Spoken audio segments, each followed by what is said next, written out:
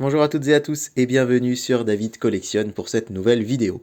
Aujourd'hui je vous présente le numéro 2 de la collection Les Maîtres de l'Univers. C'est sorti chez Altaïa, le numéro 1 était disponible en fin d'année dernière et vous pouvez retrouver également ce numéro 2 chez tous vos revendeurs habituels, marchands de journaux, supermarchés, hypermarchés ou sites internet spécialisés. C'est une collection qui est donc éditée par Altaïa et dont voici le numéro 2 au prix de 5,99 €. On est toujours sur une offre de lancement, c'est-à-dire sur un prix de départ, ce ne sera pas le prix final. Il est vrai qu'aujourd'hui, notamment dans les collections d'ouvrages presse que je vous présente, souvent c'est un prix de lancement au numéro 1 et dès le numéro 2, on est sur un prix un petit peu plus élevé. Et bien là, sur des collections de figurines, on est sur le schéma classique, numéro 1 très peu cher, numéro 2 à prix intermédiaire et numéro 3 à prix final standard qui vous mènera jusqu'à la fin de la collection. Alors ce numéro 2 est donc consacré à Skeletor, c'est le grand méchant des maîtres de l'univers. Je vous invite à aller voir ma première vidéo si vous voulez plus de détails sur la série. Je vous rappellerai néanmoins que je ne suis pas un spécialiste du tout, mais je vous renvoie à l'excellente série sur Netflix The Toys That Made Us qui raconte un petit peu la création et l'univers des maîtres de l'univers dans un de ses épisodes.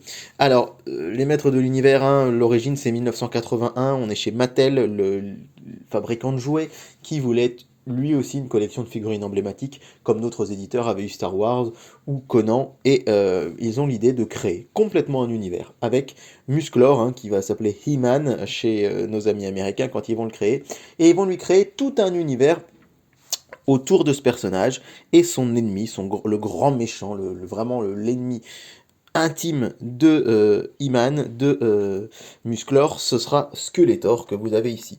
Du coup, c'est assez sympathique parce que ça vous permet d'avoir les deux numéros, avec les deux premiers numéros seulement. Si vous vous arrêtez là dans la collection, vous avez le grand gentil et le grand méchant. Et c'est vrai que du coup, je trouve que c'est pas mal parce que ça vous permet déjà de faire une sorte de petit diptyque avec ces deux personnages, ce diorama qui peut suffire et être sympa sur une étagère. Alors, on a comme d'habitude un fascicule. Voilà, qui est avec, ce côté-là est un peu moins sympa que l'autre côté, et qui vous présente le personnage de Skeletor, qui est donc le sorcier le plus redoutable de l'univers, manipulateur et intelligent, il est l'éternel ennemi de Musclor. Il a le fameux bâton de Havok dans sa main, et son crâne avec capuche, c'est vraiment un personnage de la pop culture, parce que moi qui n'y connaissais rien au maître de l'univers et qui en avait vaguement entendu parler avant la série Netflix que je vous ai dit que j'ai regardé, The Toys That Made Us, l'image de Musclor et de Skeletor, je les avais déjà vus sur des produits dérivés ou en boutique spécialisée, donc c'est quand même une image assez importante de la pop culture.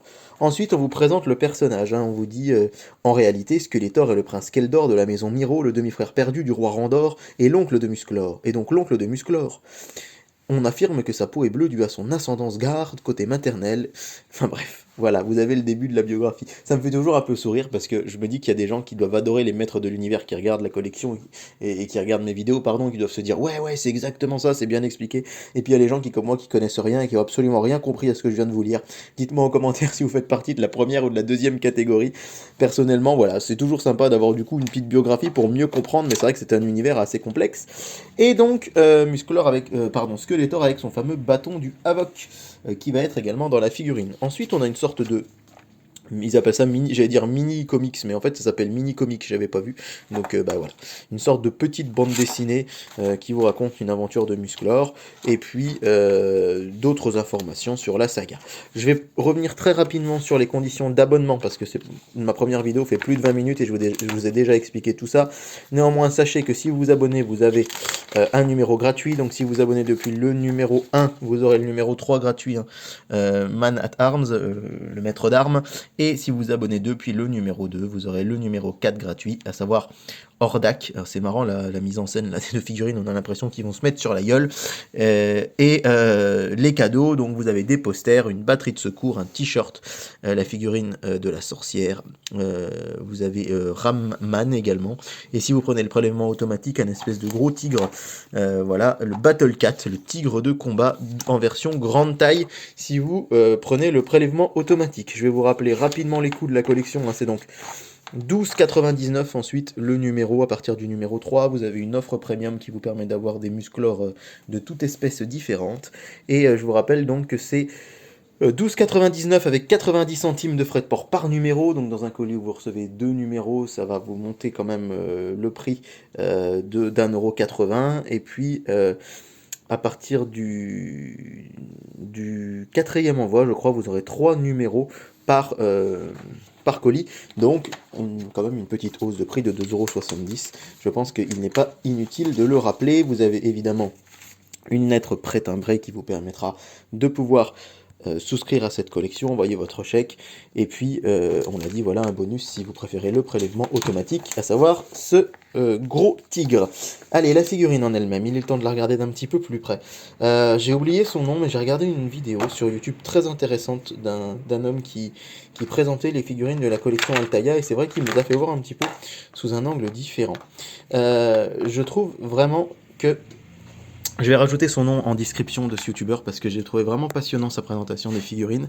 Et quand je vous dis qu'il me l'a fait voir sous un autre angle, c'est vraiment le cas. Alors, déjà, cette figurine, hop, on va lui mettre son bâton. Si j'y arrive, parce qu'à une main, je vous cache pas que la tâche n'est pas forcément aisée.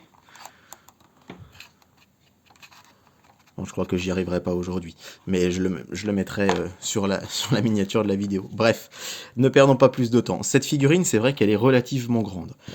D'habitude, on a des figurines à une échelle un petit peu plus petite, hein, je dirais des petites figurines qui sont plutôt à cette échelle-là.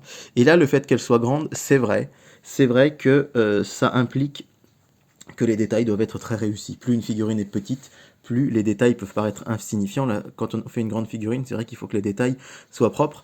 Et franchement, j'ai rien à redire de particulier, si ce n'est qu'effectivement, on voit que ça peut être parfois un petit peu grossier. Et c'est vrai que quand on nous dit que ce sont des figurines peintes à la main, c'est possible, mais finalement, ce sont des figurines sur lesquelles on n'a pas tant de couleurs que ça. Si vous regardez bien là, la figurine de Skeletor, on a du jaune fluo, du violet, du bleu et un petit peu de noir, et c'est tout. Et c'est vrai que cette vidéo m'a un petit peu ouvert les yeux là-dessus, parce que effectivement, il faut avoir bien conscience que on est sur une collection qui va être à un prix qui certes n'est pas hyper élevé, 12,99 par numéro, c'est moins cher que les figurines Disney que j'achète par exemple qui sont à 14,99, mais néanmoins, effectivement, il faut avoir bien conscience que on est sur des figurines qui peuvent être de la qualité plus ou moins de figurines articulées qu'on retrouverait chez un marchand de jouets et qui ne seraient pas forcément moins chères. Alors, qui serait pas forcément plus cher, pardon. Alors, effectivement, moi je les trouve plutôt corrects, hein. C'est vrai que j'entends beaucoup de critiques, moi ça ne me choque pas, mais maintenant c'est vrai qu'on est sur une collection quand même qui va comporter beaucoup de numéros, et il faut avoir conscience que c'est un coût, et que pour ce coût on peut s'attendre à une certaine qualité. Alors, je vais vous remettre Musclor, que j'ai retrouvé. Alors vous allez me dire, où est son épée? Je ne sais pas. J'ai retrouvé sur mon étagère comme ça, je pense que j'ai échappé l'épée, ou j'ai dû la faire tomber sans faire exprès, et comme j'avais pas beaucoup de temps là ce matin pour enregistrer la vidéo parce que j'ai beaucoup de travail, je vous avoue que je me suis pas lancé dans des recherches particulières. Mais c'est vrai que comme ça on peut se dire que c'est sympa, c'est deux figurines qui sont vraiment plutôt cool. Maintenant, voilà, la qualité est pas une qualité incroyable non plus, donc il faut bien avoir conscience de ça. Ce sont des grandes figurines, je sais que certains se plaignent du fait que ce soit des grandes figurines, moi je trouve ça plutôt cool parce que j'aime les grandes figurines, j'aime pas forcément que ce soit trop petit, donc ça je trouve que pour moi c'est un point positif, mais j'entends vraiment que pour beaucoup ce soit un point négatif. Maintenant, il faut avoir conscience qu'effectivement quand on fait des grandes figurines, il faut que les détails soient hyper bien faits, et c'est vrai que là c'est pas...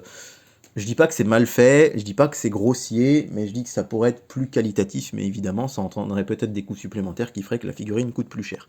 Bref, le numéro 3, ce sera le maître d'armes. Moi, je vais m'arrêter là, puisque je vous l'ai dit, j'ai pas d'amour particulier pour cette collection. Déjà, je trouve que pour ma chaîne, j'achète pas mal de figurines que je n'avais pas prévu d'acheter de base. Je pense que j'aurais peut-être pris quand même les 2 premiers numéros, parce que je vous l'ai dit, ce sont quand même des personnages marquants de la pop culture, mais c'est vrai que les maîtres de l'univers... c'est quelque chose que je ne connais pas vraiment, et du coup voilà, le numéro 3 ce sera donc le maître d'armes, il est juste là, voilà. Et puis ensuite vous aurez Hordak, et je n'ai pas la suite des numéros, mais peut-être que ce sera bien Beastman qui sera le suivant, je ne sais pas. En tout cas, ce qui est sûr, c'est que c'est édité par Altaïa, que le numéro 2 coûte 5,99 €, et comme je le dis très souvent, les 2 premiers numéros, ça vaut toujours le coup d'investir de toute façon, et après c'est vrai que c'est à vous de voir si vous aimez la collection, si vous aimez la qualité des figurines, et surtout si vous aimez les maîtres de l'univers, hein, puisque de toute façon quand on est fan, en tout cas pour moi quand je suis fan de quelque chose, je vous avoue que du coup, même si la qualité, ou même si je suis un peu déçu, quand je suis vraiment fan d'un truc, je m'y lance. Et c'est vrai que là, quand on est vraiment fan des maîtres de l'univers, j'imagine qu'on est hyper heureux d'avoir cette collection qui est sortie. Voilà, je vous souhaite à tous une très belle journée. Merci aux nombreux abonnés qui nous ont rejoints ces derniers jours. Si ce n'est pas le cas, n'hésitez pas à nous rejoindre en vous abonnant à cette chaîne. Et je vous souhaite une excellente journée.